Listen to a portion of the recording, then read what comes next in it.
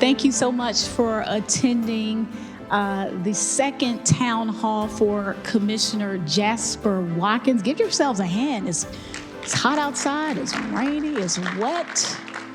And for those folks tuning in virtually, thank you for joining us. As a quick introduction, my name is Deborah Tuff, Gwinnett County spokeswoman. We have some notables in the crowd. When I say your name, your title, please stand up. We have some directors, we have some board appointees, and we'll start right here with Chris Hayward, Assistant Director for the Planning and Development Department.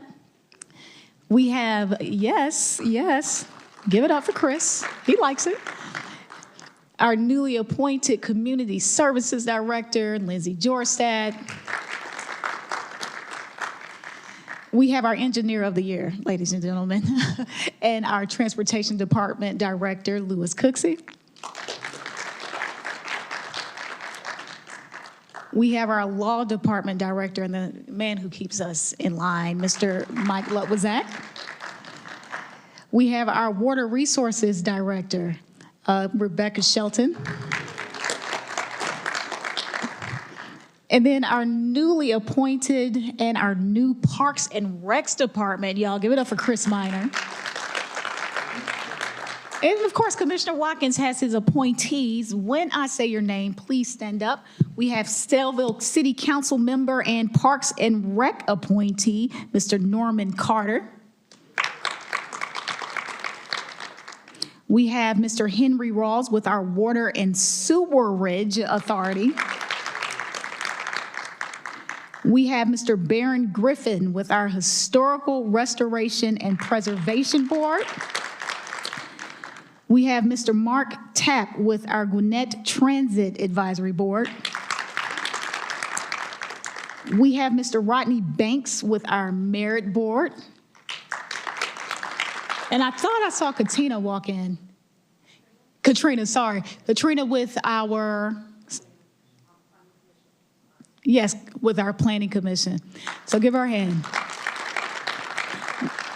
Now, for our folks who are watching on Facebook, we cannot see you, but we can hear you. We can read you. So if you have any questions, any concerns, any feedback, leave them in the comment section, and we will get those answered. We will get those addressed within the next 24 to 48 hours. Now, how this is going to work, Commissioner Watkins is going to do an overview of what's going on in District 3. From there, we will take questions and concerns, feedback. You can step to the mic, or if you don't want to step to the mic, we can just bring it to you. And after it ends, all these folks from our directors to our appointees are available to hang out and answer any questions you may have. And with that said, let's give it up for District 3 Commissioner Jasper Watkins III.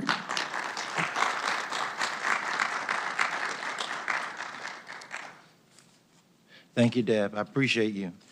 And I want to thank everybody for coming out tonight. I think it's important that, we have these discussions because we realize that we don't live in a bubble. And in today's society, information is power.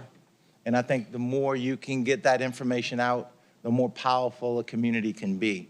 So thank you for coming out tonight, and thank those for watching on television. And I want to thank my directors and board appointees for coming out, because I think it's important for people to know who you are and what you do. And I know you've had busy days, but I do appreciate you coming out tonight and supporting this effort. So thank you so much.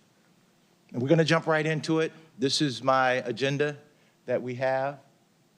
Very simple. So what I want to start with you on is what you see here: building a connected, resilient, and inclusive future. That's what we're looking at in Gwinnett County. And we're going to do that. Y'all know I'm a walker.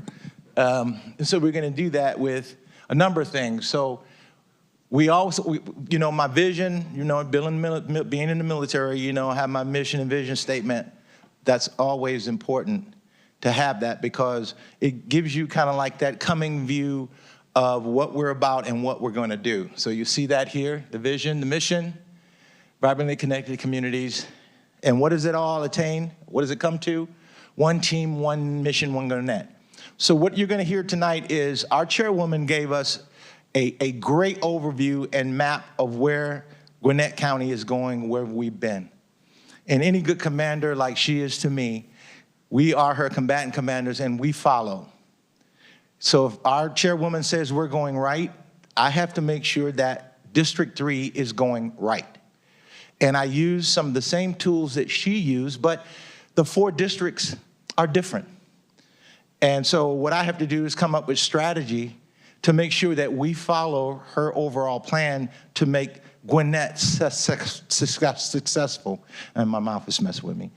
Successful. So that's why what you'll hear tonight is themes from her statement to the county, her message to the county, and kind of gives you an overview of where we've been and then how we're going to do it to get there. The first thing I want to start out with is what your demographics. Let's just see, sort of like what they say, what you're working with, what we're working with. And this is what you see. So across the top line, you see our population, our diversity index is 7.9. So that means we have a mixed group of folks. But I want you to pay attention to the numbers, because they can kind of elude you in a way, but when you look at them, you'll have that aha moment. You see, it says that we have a diversity index of 79.0.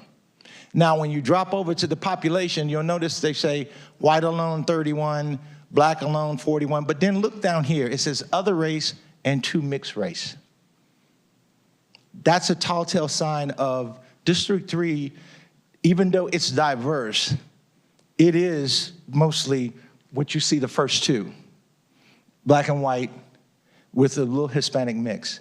So we are, when you think of District 3, think of pretty much that old group of traditional, more rural type land and setup.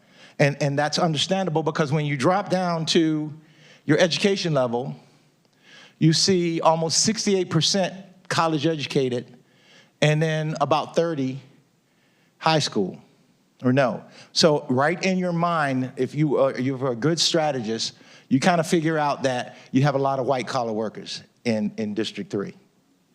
So that's understandable. And then when you drop over to your left, where it says employment in the industry, you see healthcare, trade, and manufacturing are the top 3. So now, to help the chairwoman go where she needs to go, I need to understand who I represent. And that helps me when she asks questions about what is the capability of District 3. It kind of gives me that idea of, what I'm working with. How do I reach people? What is the messaging? And that's so important when you have a community like we have. You can see also that total businesses, about 6,800, and total employees about 62. So if you look at that number of total population and look at the number of employees, kind of tells you something. We got a lot of folks that do business from the house. You know, they're from home. So that's understandable as well, because of that percentage of white collar. But you notice we have, I think of the districts, if I'm not mistaken, we have 5 cities: Decula, Lawrenceville, Snellville, Grayson, Loganville, and parts of Centerville. So we have a big footprint in the district. So District 3 at a glance. This is what we have. This is what we're committed to. You see, we have a balance. We work closely with our cities. When there's opportunities for us to annex and work with them, we do at all levels. And I think that's important to understand, because when the chairwoman puts out to us, she wants things or she feels things should be away, it's incumbent upon us as her district representatives to go out and have conversation, build coalitions with our partners, because the cities are our partners. We're not adversarial at all, and we speak all the time. I think that's so important, that you as constituents have an opportunity to have a delegate that can go speak on your behalf. Because even though I live in unincorporated Grayson, I do stay plugged in to what's going on in Grayson. Countywide progress. These are just some stats that you like to look at. The chairwoman said a number of them, but it kind of gives you an understanding of how Gwinnett County has kind of stayed its course. We are truly, with that analogy of, in a harbor, if there's a high tide, all of our ships rise. And how do we do that? We make sure that everybody has the right anchor. so that nothing pulls them under. And I think that's important for you to understand that we do. The one point that we had that I can say thank you to Chief McClure and his staff, that 911 hold time of 4 seconds. I mean, we should give ourselves kudos because we are lowering that every day. And it just didn't take us hiring a lot more people. It took us talking to the people that we had already there, explaining to them the importance of what they do, and then asking them, what tools do you need to make what you do better? I've learned in the military, just throwing a lot of people at stuff don't make it better. But having the right people in the right place at the right time, it does. So this is what we have. Another big milestone down here is the Gwinnett County Veterans and Family Support. When we first had this support it used to be at the Tag Center up on 2nd or 3rd floor in a little corner. I know I used to go and use it myself. Veterans would trickle in. Now, 1,500, that's a testament to our community service staff and what Regina does out there with them. Our veterans can go, and now they have one stop, one place where they can get everything they need. Are we perfect with it? No. But are we trying to do our best with it? Yes. And we get better and better every day. And I tell veterans, if you're watching, we need your help. We need you to volunteer. From what I understand, we had over, 1 million volunteer hours in Gwinnett? And I think that is important that we understand that we are a community that gives back. We do less complaining. Well, y'all complain sometimes to me, and that's okay. I can take it. I'm a big boy. But I also ask that important question. Okay, you've asked me but what are you going to do about it, and how are you going to help me? And that's why knowing your board appointees is so important, because they're that liaison between me and what's going on, so I know. Because let's put it this way, I don't know what I don't know. So I quite frankly would not know about it, but when you talk to your board appointees, then I get that brief and I know what's going on. A 5-point vision that guides us. If you have an opportunity to listen to our chairwoman's speech, these follow what she's talking about. I put them in context so that we can understand where she's going. And this is how we're going to do this. We're going to balance our communities. We're going to support economic growth. When we get new businesses to come into District 3, let's support them. Let's go buy something from them, even if it's a candle. I mean, that's why they put the business there. Remember, they did an economic survey before they set that business there. So they understand what they could and can't make. But if we don't support them, then it's difficult for them to move forward. So I say, when you see a new business, support them. And then in your bubble, tell other people about it. I think that's so important. Public safety with mental health. Notice I'm sticking with the mental health theme. And that's because our award-winning communications department, our Emmy award-winning communications department, lifted the rock and we saw the little squiggly things. And we said, we need to take care of this. We did it good from behind a camera, giving you the opportunity to see it. But now we have to put boots on the ground. And we have to make sure that we go through this the right way. But these are some of the things we did. I want you to know that for our young people, it was so important that they had this e-commerce precinct spaces. They were selling their tennis shoes and everything like that in parking lots of big box stores and getting robbed, and there was violent actions taking place. And I started to hear that from constituents. So I got with our chief and said, let's create safe spaces where people can do e-commerce, because that's the wave of the future. And let me tell you, folks are using it. And they feel safe when they come out and exchange goods. And I think that's important, that for our young people who are starting out as young entrepreneurs to have safe space in this e-commerce world. So kudos to our police department for doing that. And also, you will hear more about it later, but our new crisis stabilization facility that's going to be in our new building on Grayson Highway is going to be phenomenal. It's going to be the best of its kind. 30 beds, 23-hour center, crisis unit, stabilization unit. This is something that will catapult Gwinnett County I guess, way into the future with how we take care of people with behavioral and mental health issues. And we know that most of 2/3 of those are from substance abuse. And being a pharmacist, that's very important to me, that a lot of the substance abuse is prescribed. It is not off the street. It's when Nana has all these medications and somebody passes and they leave all that stuff up in the medicine cabinet.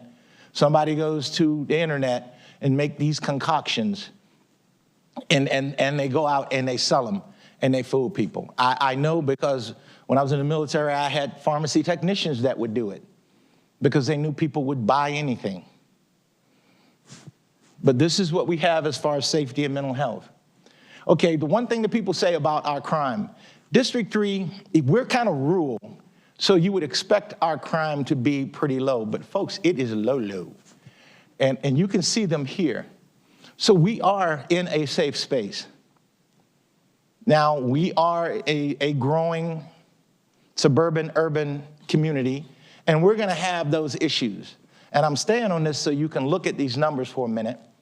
Because when I throw up the 2024, see, I like to compare apples to apples. And when I throw up the 2024 numbers and you look across, you're going to see District 3 is in good shape. Because, see, I can tell you, in fact, and I know Ms. Banks can tell you the same thing. When people see something, they call us and they say something. And I mean, this is all times of day and night. I get called at 1 o'clock. They're racing cars on 124. And I'm like, okay, what are you going to do about it? I'm like, well, I can listen. I can hear them too, but we'll get somebody there. But see, people know that. We have this fundamental idea in District 3 that if we see a broken window, we tell somebody and have them come fix it. Because as you know, crime is on trash and on how the property looks. So when we fix that window, somebody's knowing that, hey, they're paying attention to their community.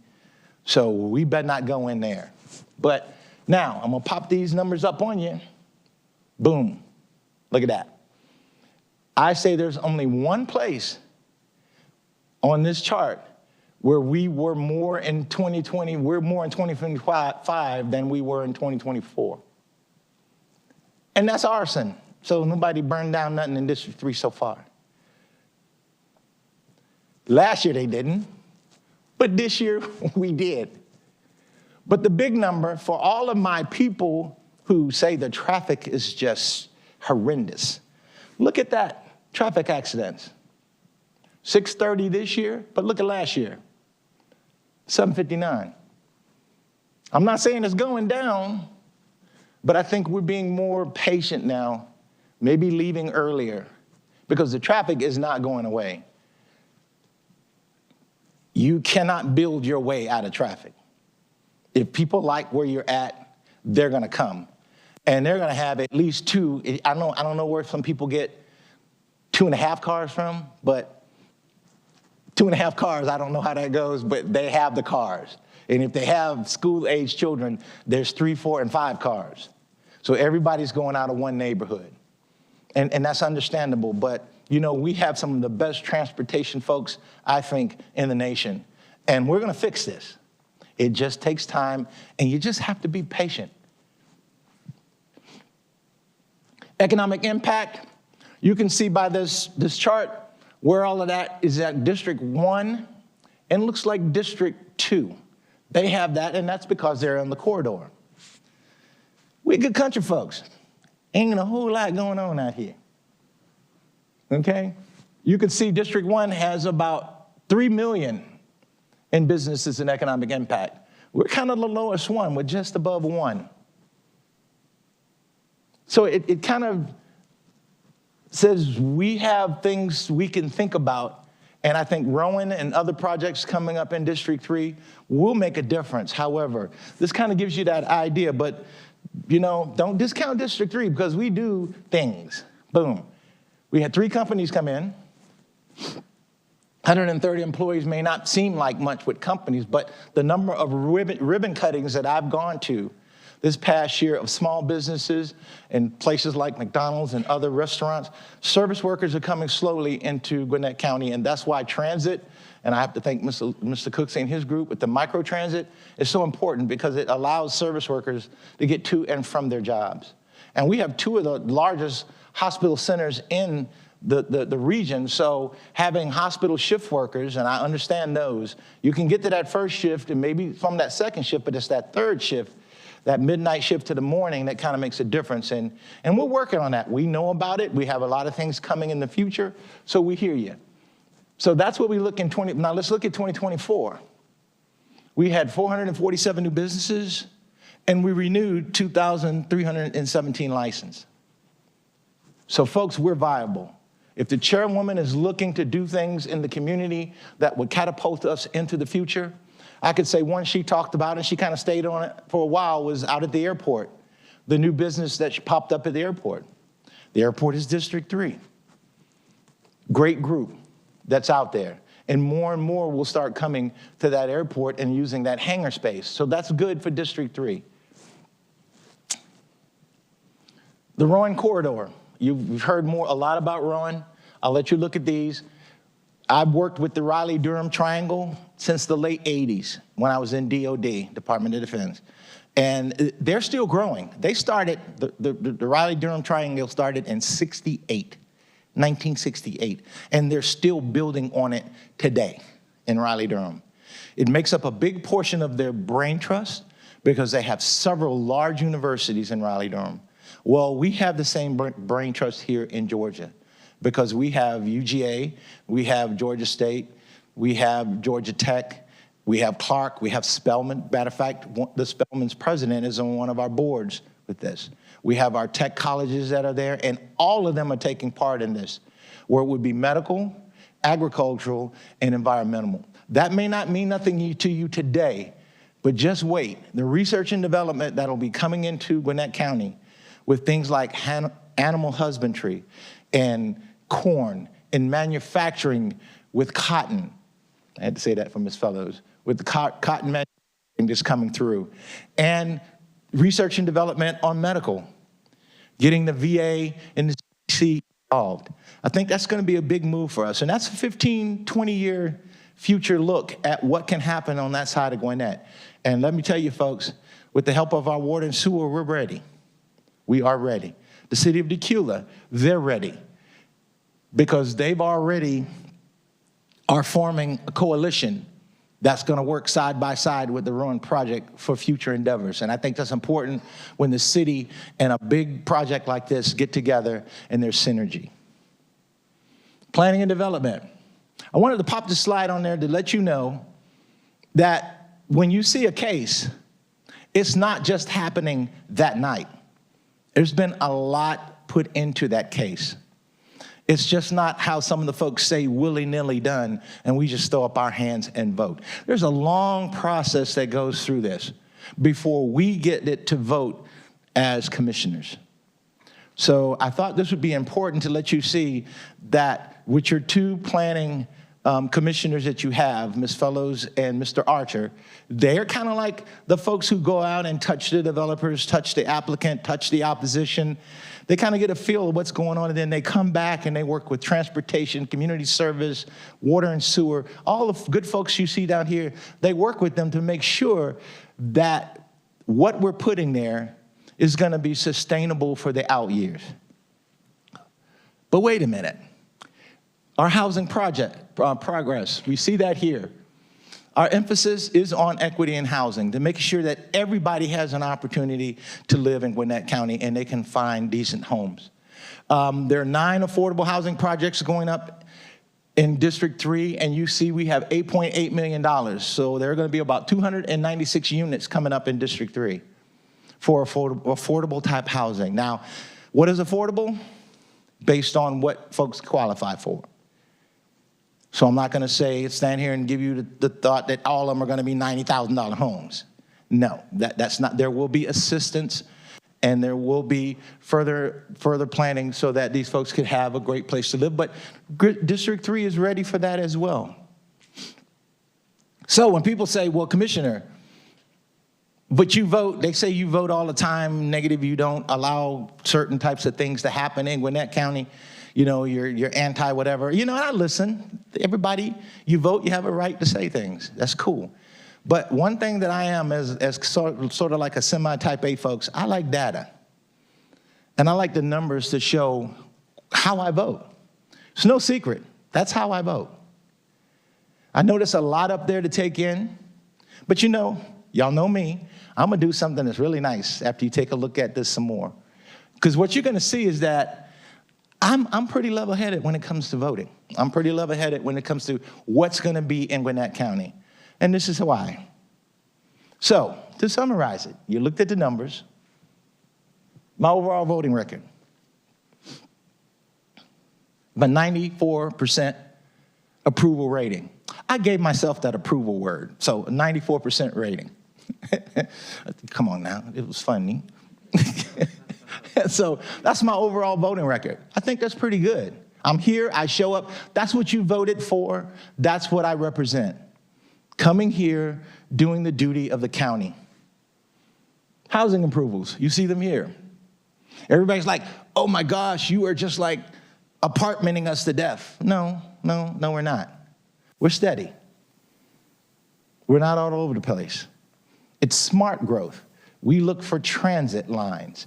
We want to bring millennials back. But we have the best parks in the region.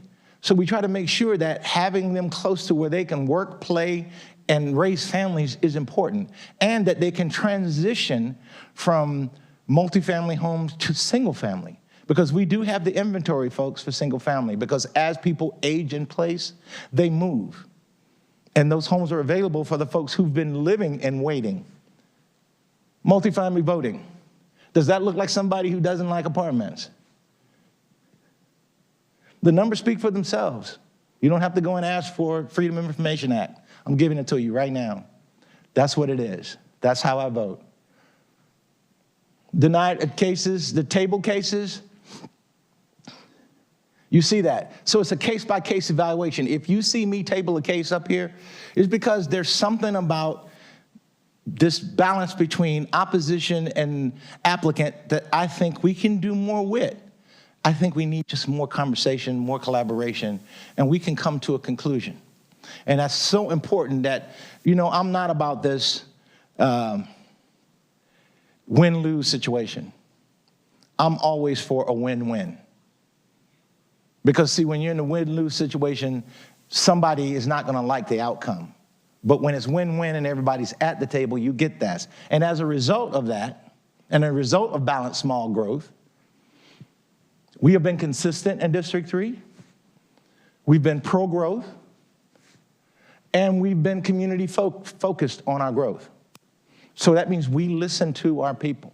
Some people say, no, you don't. Well, if you don't show up, if you're not coming to the Planning Commission meetings, if you're not coming to the HOA meetings, then I can understand you saying you don't know.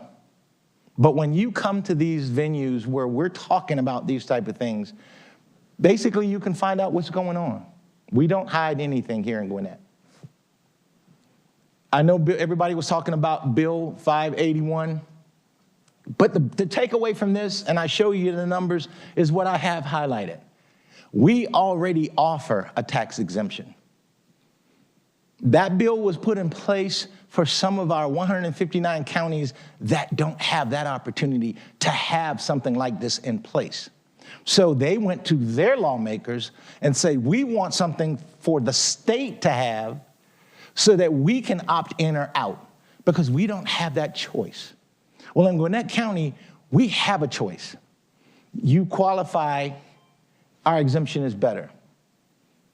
And that's why we stayed this route. I know you've heard a lot on the thing where people are coming and say 200 and some thousand people voted for it, but they failed to tell you why. So sometimes you gotta listen beyond some of the rhetoric and go look for yourself. But this is what that did, and you can see we've gone over this a number of times. Water resources. There go those damn dams. I know. Okay, no, didn't get one out of that one either. Okay. But this is our replacement that you see. These are things that are projected for 2025, the beginning 2026. You can see water, sewer, everything is done out. I think Rebecca's done a great job with looking at District 3 and seeing what we have. I can tell you right now, I have septic. I have my septic story. It was a Christmas, and it was 32 degrees outside, of maybe 31, and a scream came from the back room. I had a house full of people. Yep, it was spewing up through the toilet, through the sink, through the shower. 12:30 midnight, and I'm trying to look for a septic tank person to come out and pump my septic tank out, because it was also bubbling up from the outside. I did not know what a septic tank was. I just bought the house. I thought we had sewer. Until I saw, I looked and I said, what is this pretty arrangement on this pad right here? We just thought, well, that's so pretty. It was like a picnic table type of thing, and it was cement and everything. And then all of a sudden, when I saw stuff bubbling out of it, I'm like, oh, that's the hole in the ground. That's it. So we're working on it, folks. We do have a lot of septic in District 3, but we're working to convert. But, clicking? But this is the cost. It costs to convert. And by the way, if you listen to Rebecca, it's like, folks, we're sitting on a rock, a granite rock. You just see the top of the rock when you look at Stone Mountain. But think about that rock is all down around us. So when you try to put sewer in, you got to blow up stuff. You got to crack stuff. And so it costs to do all of that. And then, oh, by the way, once you crack it and you blow it up and you put it there, it just doesn't hook to your house. It's a cost to bring it to your house. And then it's a cost to get rid of the field that you have, because that apparatus has to be drained and secured and so forth. So there's a lot of money that goes on for the conversion. Now, there are programs out there if you cannot afford, but you have to go and research them if they're available. So that's what it is. Now, but our RAP program, where we help people with the 4 bullets that you see there. Notice in District 3, we've really helped a lot of people with plumbing and septic, and plumbing and septic. So see, we do offer services to our constituents, to your constituents, when they have issues with plumbing. We go out and we work with them. Now, are we taking the business away from Roto-Rooter and all those kind of people? No. These are folks who can't afford it. And it's our responsibility to make sure that we maintain the health and well-being of our constituents. Because when they're sick, we're sick. So we have to make sure that we keep that balance. In District 3, we've served 150 homes at a cost of $285,000. I've had people say to me, why are we doing this? I'm like, okay, yeah, that's fine until it happens to you. Then it's a problem. So we'll keep doing this. And hopefully, as we go forward, we'll see that number go down. Because we have self-classes that teach people how to do things themselves, you know, how to put on the toilet things and all that. I tried it, put it on backwards, didn't wonder why the water was going the other way. The thing said the bubble was supposed to be on the top. I had it lifted up the other way because it looked better that way. So, and my water bill showed. Transportation, you see that here. Microtransit, successful. Everywhere we go in the county, in the state, people ask about our microtransit system. It's the best. Look how much we spent on roads, speed bumps. I know people hate speed humps, but you know what? The folks are asking for them because it is a calming measure when people have heavy feet. And it's a safety thing as well. Traffic signals, 168. I know it was once mentioned that, oh, we can just throw up more traffic lights everywhere. But does any of you all realize how much a traffic signal costs? They look pretty, and they have all those different things going on, but what are they, Mr. Cooksey? $400,000 per traffic signal. So when you want one coming out your neighborhood, think about it. Let's look at some other calming measures first before we go there. And there are more, because his team, like I said, we have Engineer of the Year. Our team there can do some great things to help you in your traffic world. So let's look at that. In mowing, somebody has to keep that grass looking good. It's a cost, but look how many miles of mowing. That's quite a bit that our people do. Some things that I think you should know. This is what happens. This is when you say, where's my money going? This is some of it right here. It's to make us feel safe, happy. Again, you don't want to drive where bushes are half the size of your car and something just darts out in front of you. You want to be able to see it coming. Community services. I think we have some of the best. Lindsay is phenomenal. Her team is great. This is what we offer. Do we get it right all the time? I think no one does. But do we try to exceed what we've done in the past? Yes, we do. But we need your help doing this as well. So volunteerism is a big thing in Gwinnett County, and we need for you to get engaged as well. We have some community investments. The one is the Resource Center on Grayson Highway. These are some of the things that'll be there. Viewpoint Health will be our main partner. It's basically, I sit on the board of Viewpoint Health, and what this is gonna do for the mental health and behavioral health stability of Gwinnett County is just gonna blow us away. It's gonna be great. Now I think Deborah and myself, we're looking at trying to take that third pillar of our conversation now to the adolescent and the teens, so that we can now hear from them what are those issues with mental and behavioral health, and how can we as the adults in the room assist with making it better for them, not only at their schools, but at our playgrounds and our parks, and even in their everyday life, and how they can be part of the solution as well. If you're facing, you see they're here, just call us. If you know someone and you live across the street from them and you've not seen their garbage can go out in 2 weeks, but you see their lights cutting on and off and you see them walk through the house, that should tell you something. They're not eating. Because when you eat, you build trash. But when you don't see trash going out, they're either keeping it in or they're having issues. Go knock on the door or call us. We'll go knock on the door to make sure that they're doing okay. We are our brother's keepers. We do knock on doors. Come on, if they go down, we go down.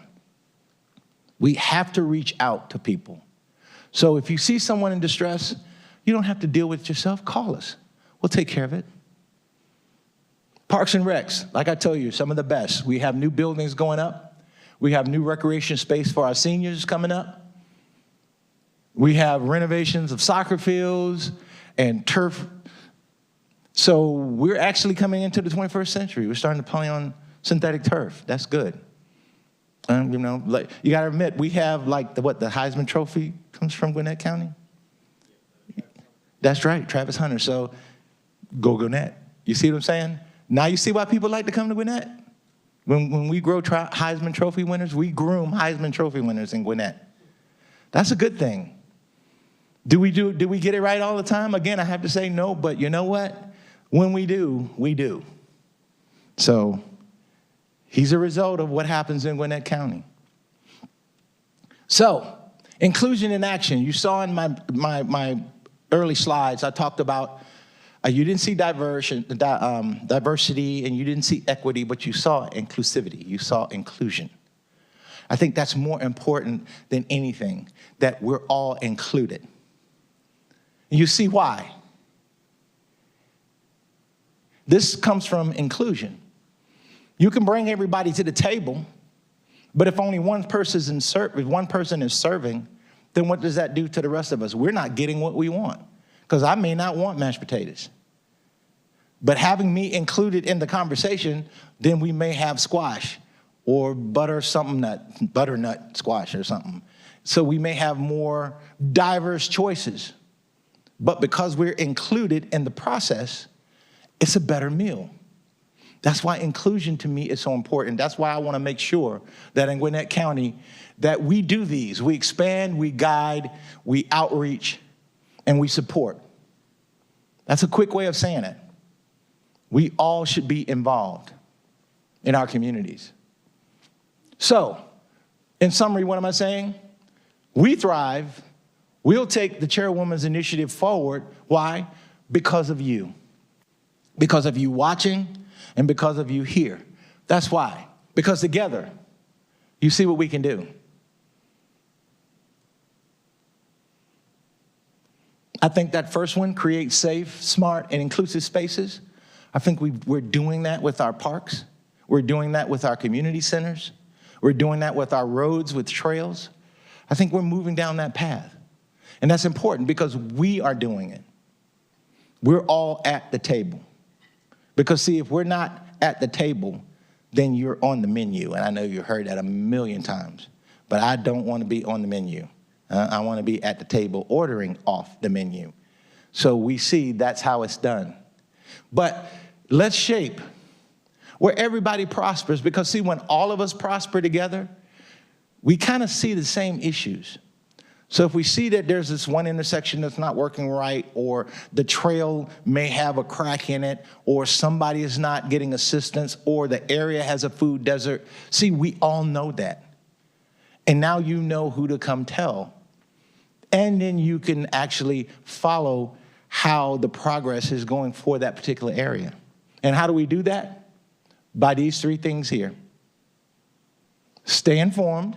I have a newsletter that comes out. Engage. The Citizens Academy is a great way to get involved. Volunteer. We have boards. We have nonprofits. We have a ton of nonprofits in Gwinnett County that do great things. Get involved.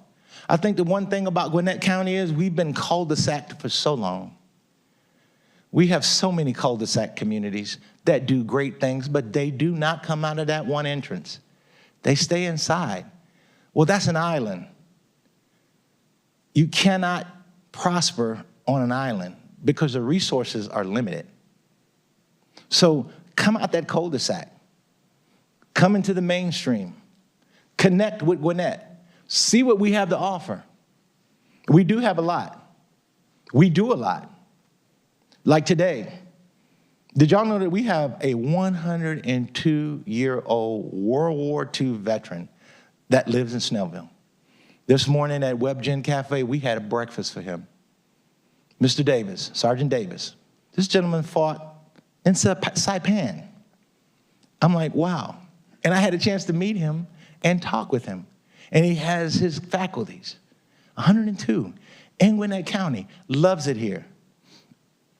And I listened to his issues as well. But they're limited. They're not what you think. They're limited. But he loves it here. And he knows about Gwinnett, and that's why he had his daughter move him here. So that says a lot for us when you have history here in Gwinnett County.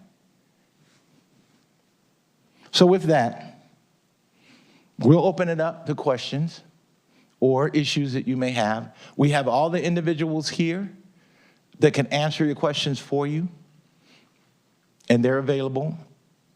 So with that, I will pass this back over to Deborah, and we can go over some things that you would like. All right, thank you, Commissioner Watkins. Let's give Commissioner Watkins a hand. All right, so if you have questions, come on, step on up to the microphone, or I can bring it to you. All right, here we go. Let's get this party started. My name is Naeem Jenkins. I'm a veteran. I would like to know what is being done about the litter, pockets of litter throughout Gwinnett County. Because it's against the law to litter. Just so that people online can hear, and Chris and I might share this.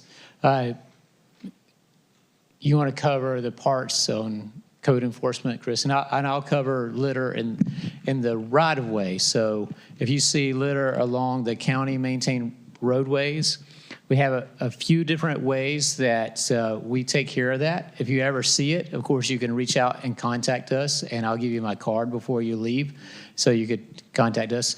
But as part of our mowing cycle, Commissioner Watkins presented on the screen how many miles we've mowed in the last 2 years just in District 3.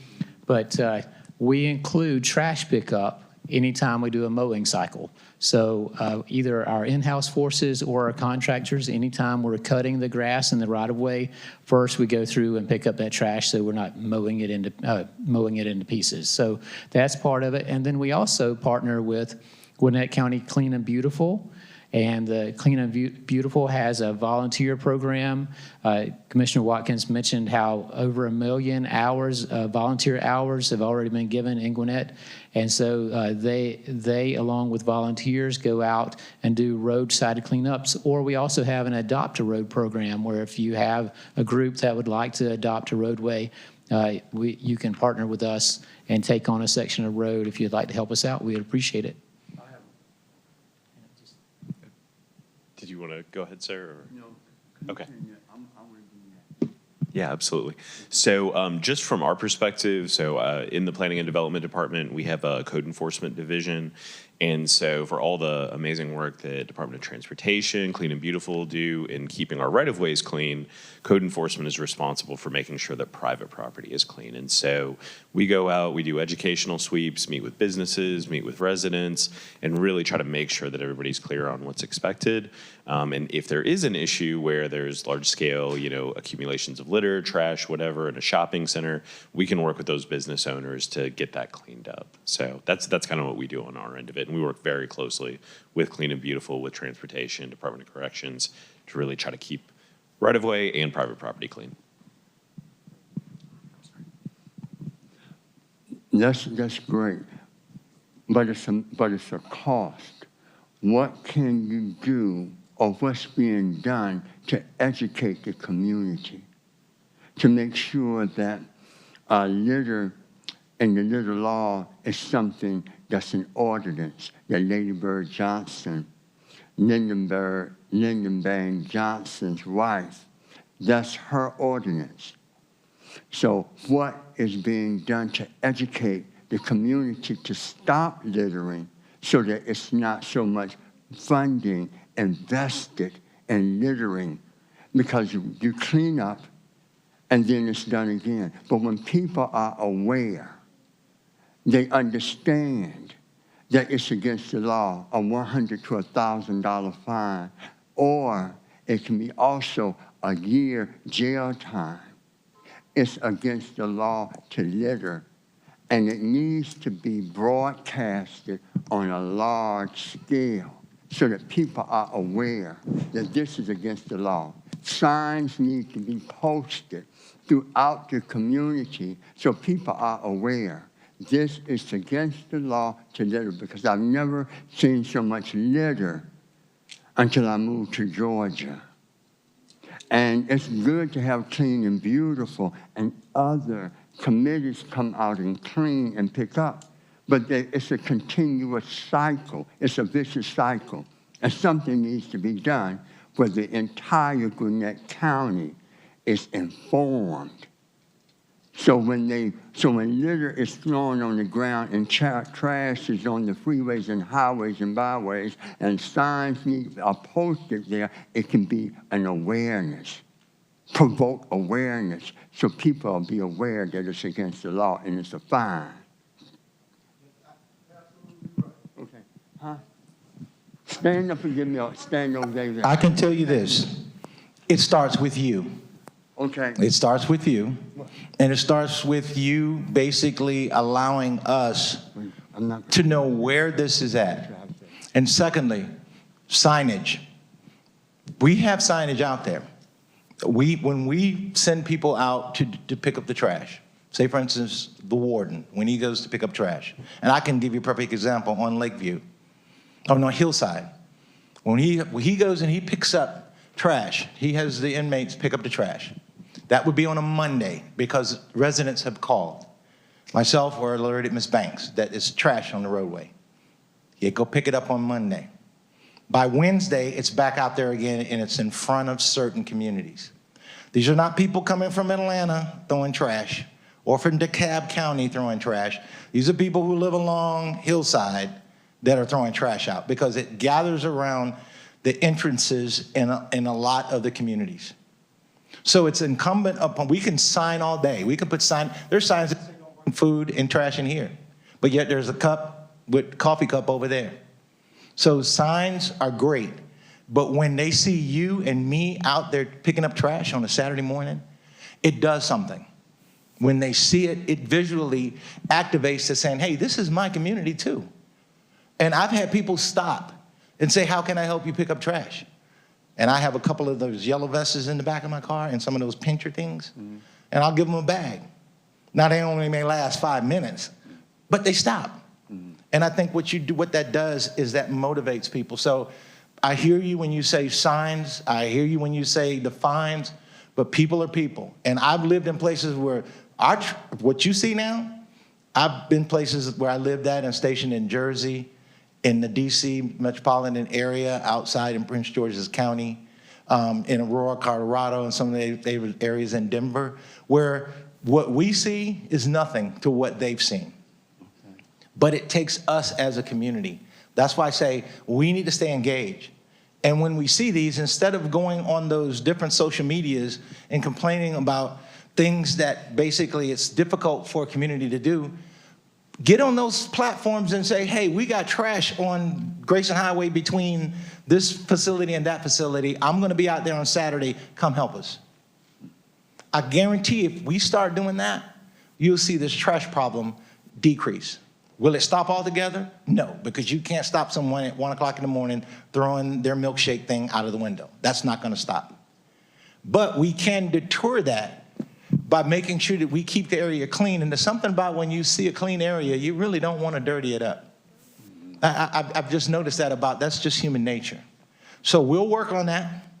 But I want to see you, if you can, be eligible to come out with Clean and Beautiful. And when some of the other organizations have cleanup days, it would be nice to see you out there with us.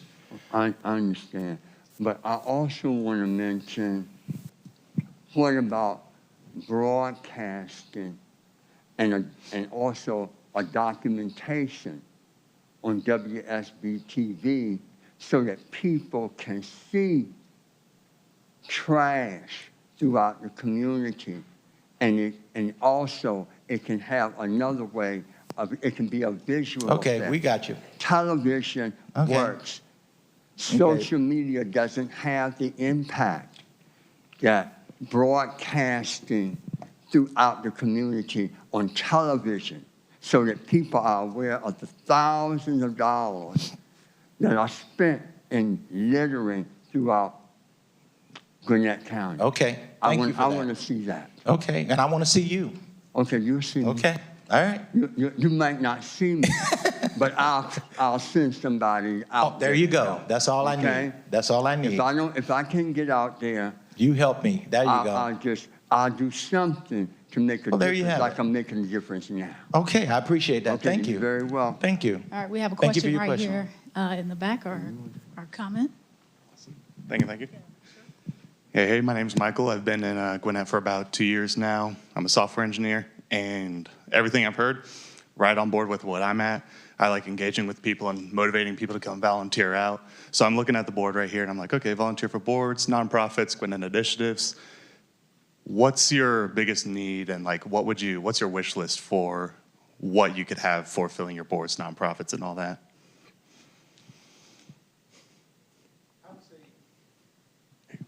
I would say my biggest wish list would be for, you and I spoke, didn't we? Okay, great. See, I do remember some things. Yeah, we had a long, great conversation about Gwinnett County, and thank you for coming tonight.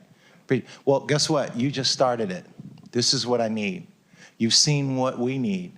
You see the people who are down here that are responsible for most of this. You've seen a lot of my board members. I would say become engaged. You have some great minds in here. See where you fit at with us. We always need people, always. I can tell you that I thought that I had put a slide in there about our shelters that we do for warming shelters. thought I had it in there as a pop-up, but I guess I went past it and didn't see it. I want to see if it's there. I guess I didn't have it there. It was on, okay, that slide is not, they changed it. It was on that slide that showed basically our warming shelters. We've had over the past 4 years over 1,000 people each year. And the average number of days is that we've had the shelters open center around 20 to 50 days because of the weather. You know, coming to those warming shelters as a volunteer, you're in IT, working with the kids and people there of how to adjust their phones to have the apps to come to One Stop, how they can get involved. Because when those folks come to the warming shelter, we just don't warm them up and feed them and do things good that night. We have navigators there to help them the next day so they don't have to come the next night. And we do our best to do that. Is that right? Can you? I have two specific needs. One is with UGA Extension Gwinnett. They do a program called Tech Wizards where we're pairing an older adult with another individual, and they're going through how to work either their smartphone, their iPad, their Kindle, you name it. And the same volunteer opportunity we have within our senior centers, our 4 senior sites in Norcross, Centerville, Beaufort, and Lawrenceville. Again, we're serving older adults 60 plus, so the more volunteers we can have come into that center, go through activities and programs, especially that are tech-based. That's a big need that we have. So everything's listed at volunteergwinnett.net. All right, we have a question or comment from this. Question. My name is Pam Lemon. I grew up in Gwinnett County. I am a Parkview High School graduate. I am on Parkwood Road picking up trash. I've been hit almost 3 times. The police officers of Gwinnett County have told me not to be out there to pick up trash because I've almost been hit. Parkwood Road has trash on it right now. I can call 2 days later, there's trash back on the road. The other concern I have is the roads. We don't have wide enough roads. On Parkwood at 78, the traffic light there, if you don't hit it just right, on the line, the light won't change. You can sit there for 10 minutes in the morning to try to get onto 78. And I've called transportation, and they said that they're going to take care of it. It hasn't been. In fact, this morning I had the same problem of getting to where I needed to be because I sat there. First, I want to thank you for being here tonight. And I wanted to thank you for letting us know about that. And I'll give you my card afterwards so you can contact me directly.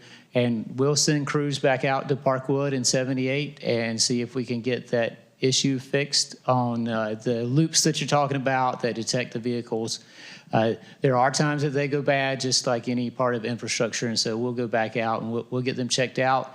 And also, we'll make sure to have crews out this week to check in Parkwood. And you're right, it's just like the last gentleman mentioned, is that we have all seen trash along the roadways, and we do appreciate everyone talking to their neighbors and saying, hey, we don't want our communities to look like this, because we are continually cleaning it up. And if you see it out there, please reach out to me too. And either our crews, the warden's crews, somebody will get back out there and clean it up. But it does seem like as soon as we go clean it up, people are throwing it out again, and we need that enforcement. And if you want to volunteer to clean up, the safe way to do that is to volunteer with Gwinnett Clean and Beautiful. If you want to sign up with them, you can volunteer, and that way you could be a part of a group where you have vests, and when you have a group, there's much more visibility because we want everyone to be safe out there. Right. Well, Eternal Hills was on the program, but they decided not to do it anymore. Reach out to me and let's talk to Clean and Beautiful and see about that. Okay. And also the other problem I have is with Waste Pro. Just today, oil was spilt on my street when they were picking up my trash. This is an ongoing thing. I've been dealing with this for over 2 years. Waste Pro's not mine, but I'll be happy to take that. We don't have anybody here from or support services that handles that. You're going to have my contact information anyway. Okay. Go ahead and put that into the information that you send me, and we'll reach out to the Department of Support Services that has solid waste, and we'll let them know about the issues that we're having with Waste Pro. Okay, because I've even talked to Mr. Jennings, who is head of Waste Pro in Florida. I have his direct number, and I call him whenever I have a problem. We'll work with them through Ron Adderley, who's the director of the Department of Support Services, and he manages their contracts, and we'll work to enforce it through that. And the other concern I have is my neighborhood, it's supposed to be single family. We have renters. And that, they're renting out the houses in my neighborhood. I live in Parkwood Forest, and my whole neighborhood has changed. And while I want to take that one too, Chris, I feel like I should get you to help me out here. I'm sorry, I came with a list. Yeah, absolutely. This is why we're here. So, just because Before you start, I just want to say that for Pam, I've already turned hers over to Ron Adley. I sent the email that she sent to me. Okay. So he'll be working on it. Yeah, excellent. So, just because a neighborhood is zoned single family doesn't mean that you can't have rentals. So, you could have single family use that is rented or owned by the property. By the person living there, right? So owner occupied is the word I'm trying to find there. So now, if what you're seeing is a situation where there are several families living in the same home, then that would be something that we could address for code enforcement, and I can give you my card as well.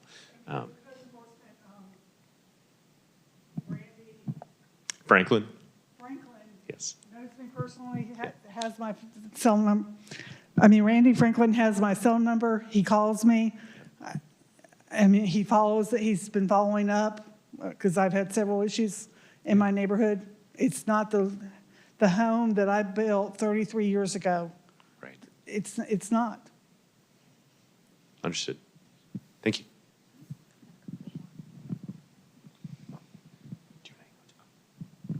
Thank you. Hi, I'm Megan. Thank you for your presentation. That was very informative and well put together, and I really enjoyed listening to that, so thank you. I live in Snellville. I live in the Summit Chase neighborhood, and I see Mr. Carter. He's one of our city council members. Hello. I'm glad you're here tonight, too. I'm coming to speak tonight for a plea for your support. Neighbors are facing what we feel like is an unlawful rezoning of the Summit Chase golf course property. The back nine is being contingently sold and rezoned to R5, which is 2 steps down from where it is now at R30. According to our research that we've done and the information in Snellville's Unified Development Ordinance, we believe that R5 zoning is explicitly for walkable settings. It says so in the definition and the purpose of the zoning. And Summit Chase is not a walkable setting. And there are other reasons that we also believe that it is unlawfully rezoning to R5. And I heard you say that you're friends with the city people. I heard you say when you make judgments for Gwinnett County for zoning changes, you like to sit at the table with people and find win-win solutions. And we want that too. We want a solution for the neighbors and for the owner to find some common ground. And we have exhausted all of our efforts to do so. Just this last week was supposed to be the final decision meeting, and there was a strong opposition. Not one single person spoke in favor of this rezoning. There were almost 100 neighbors in the audience in opposition, and 2 of the city council members voted for a motion to approve and seconded it before it was then postponed by Todd Warner, the mayor pro tem, until April 28th meeting. So we have 1 more month until the final decision is heard, which will not be an open public comment hearing. It will just be picking up where it left off with the motion to approve that's already been seconded. And we would like your help as our commissioner to have a seat at the table and to have discussions with the city officials that may be showing undue preference to the owner, who is a well-known member of the Snellville Society. And also, in addition to that, the other half of the golf course has already been sold and developed, and it's under development right now. In 2019, when that was getting redeveloped, they promised that they would not allow harm and muddy water to enter Johnson Lake, and they put it in the conditions of their rezoning. What's happening right now is brown water from the country club pond draining into Johnson Lake, which is owned by our neighborhood, and which we will have to pay to dredge. The city has been notified of this, and we were told that they started testing it after we let them know that it was happening, and that it does not exceed legal limits, and it is solid brown. And we feel like they're not hearing our voices, and we would like your help with that. Thank you. Okay, that's a lot to unpack there. I can start with as the county commissioner, what I can do as your advocate. I can tell you that we did go and look at, would it be feasible for the county to look at that property? Myself and the former community service director, along with the owner and another person, we walked, I guess that's the part where all the granite, the back part of the area was. We did walk there several years ago to see if it was feasible. For us, it was too much rock for that area. And then when we looked at some feasibility studies, the main thing that a lot of the owners didn't want would be like the traffic, the entrances in and out, the flow through. To put some kind of park or path or something would actually bring as many people into that area as if they had homes, as far as traffic was concerned. So at that time, the county was like, not hard pass, but we kind of just looked at it, we came out, we saw, and then we just left it at that. As far as with the city council, I can't speak on how they vote and what's gonna happen on there, but I can go and listen. That I can do. Now, I did talk to a delegation from your community several weeks ago. And they came in and spoke to me about a number of concerns. And we spoke, we had a very good conversation right out here in the area. So they do know, my take on it is that, as far as the county was concerned, the blasting, just the rock, and even with Parks and Rec, what we would do with it, it was just, for the county doing it, it just didn't seem like it would be a good fit with our network. But not to say that getting at the table and continuing conversations is not feasible, but anything from the city with that you'd like to say? Yeah. Thank you. I'm Norman Carter. Sit on the city council board. It's not a problem, but there were so many neighborhood concerns that came up at the last meeting. And we've been in communication with several neighbors even after the meeting. And what happens is that right now there are so many concerns. We not only have state constitutional things that we must consider, but we also must consider property laws and owner laws. And there's just a lot to unwrap. And that's why we postponed making a vote on it until April 28th, because we want to do our due diligence and investigate all concerns from all parties involved. Okay, but we won't debate that because that's a city issue. So it's kind of difficult for us in the county, even with my legal, to kind of debate. Yes, I would. Yes, I will. I will be present. Yes, I can do that. Thank you. Hi. I'm Eric. I've lived in Gwinnett County for close to 40 years, right over here off of New Hope Road. Lived here, haven't worked here, but it's a good thing. I noticed in the last 40 years, there's been a lot of residential dwellings put up in the New Hope Road corridor. I guess it's now a corridor down off of Chandler, Simonton, down New Hope. And it's getting to be the traffic there is untenable. I know that more pavement's not always the answer, but I just want to know, I know a couple of years ago I was at a transportation information and they had a New Hope Road project on the wish list from the SPOST funds. I want to know if that's going forward, if anything's being done to help us with the traffic. You know, there's more entranceways on the New Hope Road now with more subdivisions. People moving in is a good thing. It means they like Gwinnett County. I don't call it a rural area, I call it a residential area. May have been rural when I moved here in '86, but it's definitely more residential now. It's got single-family dwellings, multifamily dwellings, and all the support structures that go with that. So I wonder if Mr. Cooksey, what's going on in that area? Sure, and I'd be happy to cover that. Before you sit down, first, thank you for coming out. And I would love to ask you this. Yep. Because you live it, you drive it every day. I often come in on New Hope Road myself too. But if you could see one thing happen on New Hope Road, if you could have one project in the future, could I ask you what that might be? Oh, gosh. Where I live, most of the traffic is between Scenic Highway and Simonton. And in the mornings, it's backed up from Simonton all the way to Scenic Highway. You can't get out. In the afternoons, it's backed up the other way, even down Jackson Street up to Buford Drive. I don't know. There's no bus, I don't think there's any bus service there right now except for the microtransit. I think that might make it worse because there's no room for the buses to pull over for people to get on while traffic goes by. Some kind of widening, I don't know if 4-lane is the way, or a center 2-way turn, or is not really a place to put a traffic light to stop traffic for the subdivision coming out because there's not one big entrance. Or I come out on Saddle Ridge.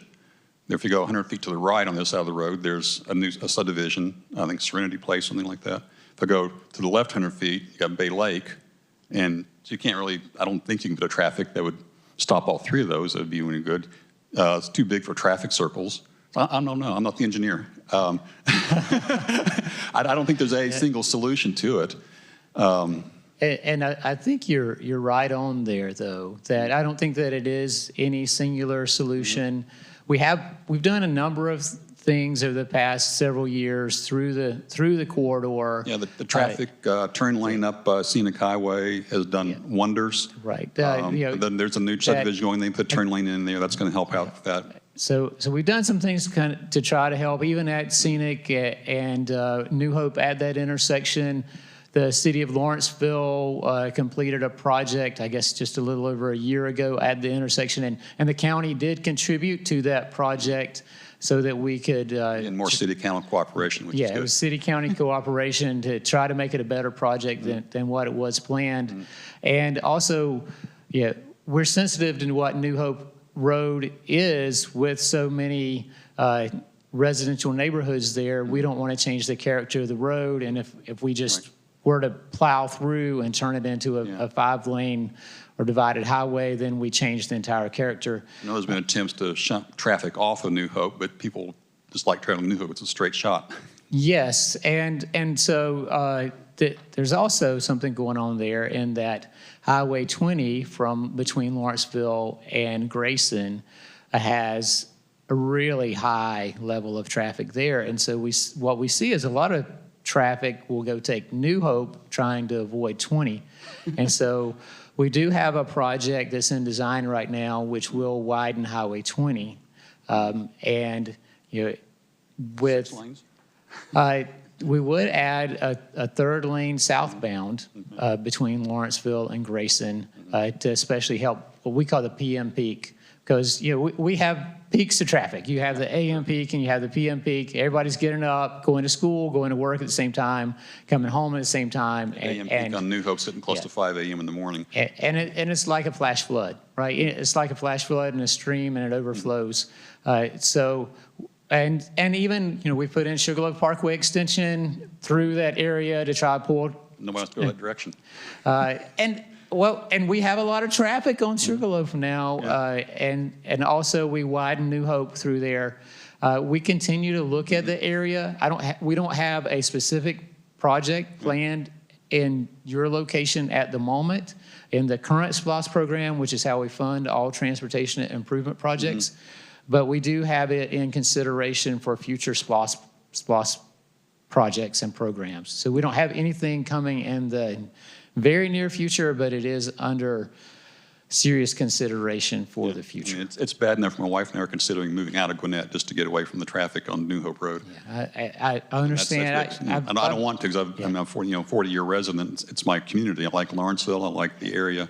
And a lot of people do, and that's unfortunate, but it's also fortunate too. Yeah, it's the best and the worst of it all. That we have such a great area to live in that we all love. I live right here too, and so many people want to live here.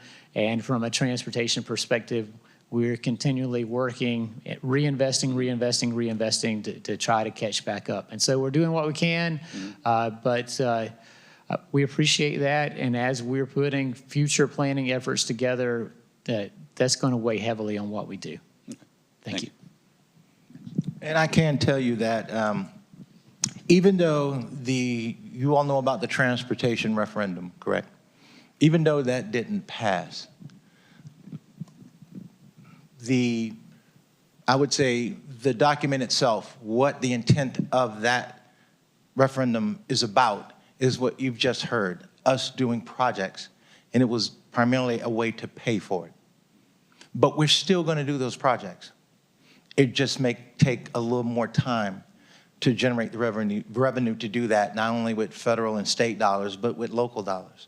So we are working those initiatives, and you've heard them through SPLOST and other vehicles that we have.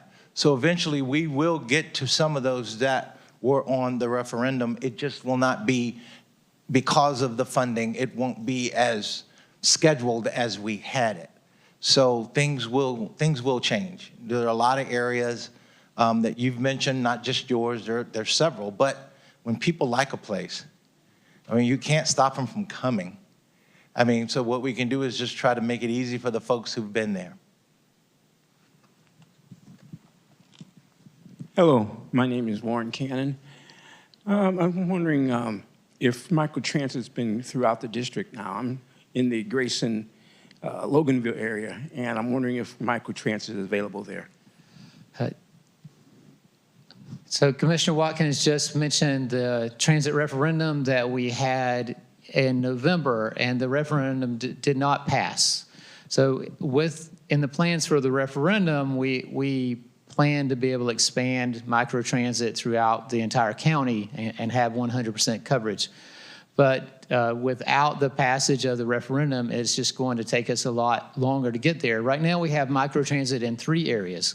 We have microtransit in Lawrenceville, covering this location we're in. It also covers Northside Hospital. It covers Georgia Gwinnett College. So we have microtransit in Lawrenceville, have microtransit in Snellville. So we cover Eastside Medical Center all the way over to the Avenue at Webb Gyn.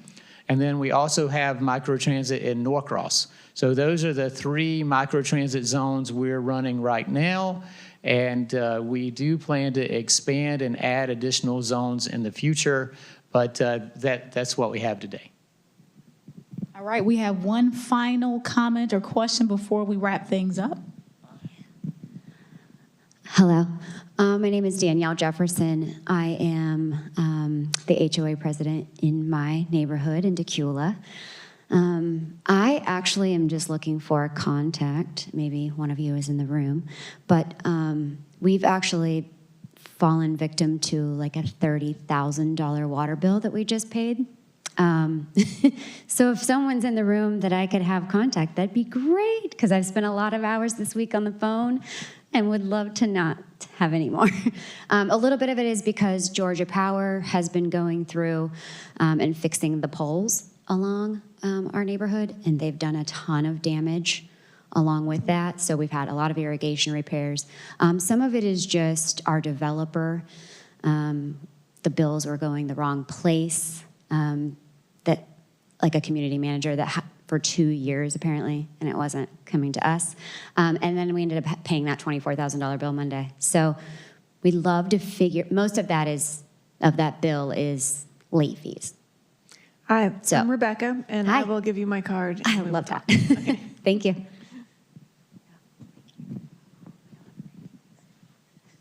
All right.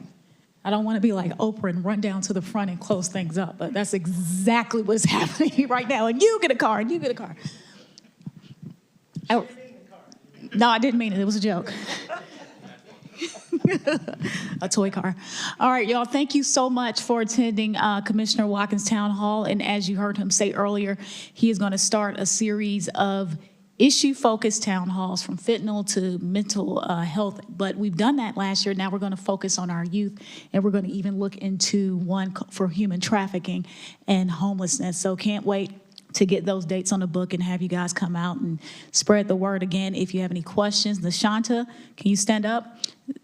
She is Commissioner Watkins' confidential executive assistant. She has cards. All these folks, I mean, all of them are here to talk to you afterwards. Thank you so much. Have a pleasant evening and good night.